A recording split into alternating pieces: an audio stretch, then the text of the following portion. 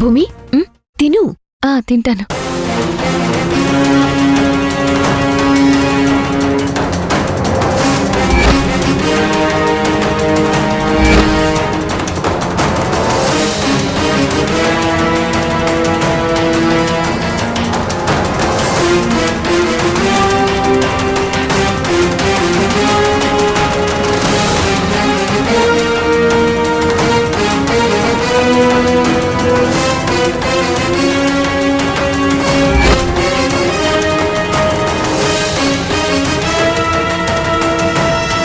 అమ్మయ్యా, ఇప్పుడు నాకు సంతోషంగా ఉంది.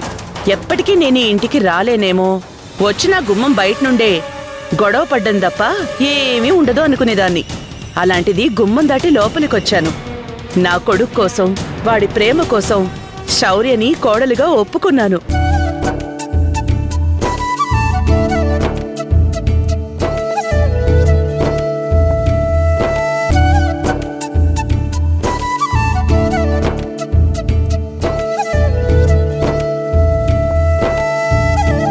చాలా సంతోషమండి.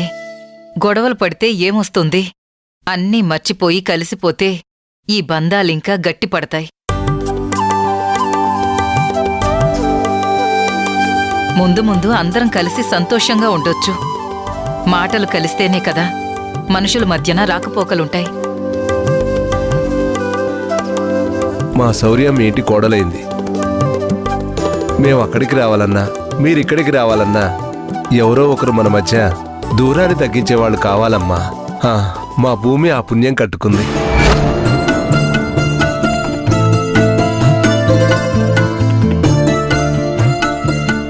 అవును, భూమి లేకపోతే ఇదంతా జరిగేదే కాదు. రుద్రాని ఈ ఇంటికొచ్చేదే కాదు. ఈ గొప్పతనమంతా భూమిదే. భూమి లాంటి ఆడపిల్ల ఈ ఇంటి కోడలుగా రావడం నిజంగా మీ అందరి అదృష్టం.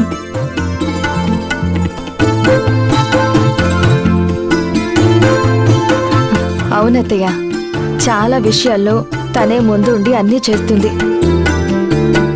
నేను నా తమ్ముళ్ళ కంటే కూడా మా గురించి, మా ఇంటి గురించి తనే ఎక్కువగా ఆలోచిస్తుంది.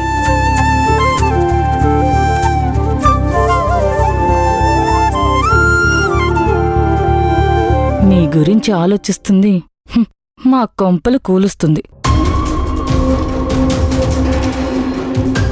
ఇక మేం బయలుదేరుతామండి. అదేంటి అప్పుడే వెళ్ళిపోతామంటున్నారు? భోంచేసి వెళ్తురు గాని, ఏర్పాట్లు చేస్తున్నాం కదా. ఇన్ని రోజులు నా కొడుకుని కోడల్ని చూడలేదు కదా. వాళ్ళిద్దరిని చూసిన ఆనందంలో నా కడుపు నిండిపోయింది.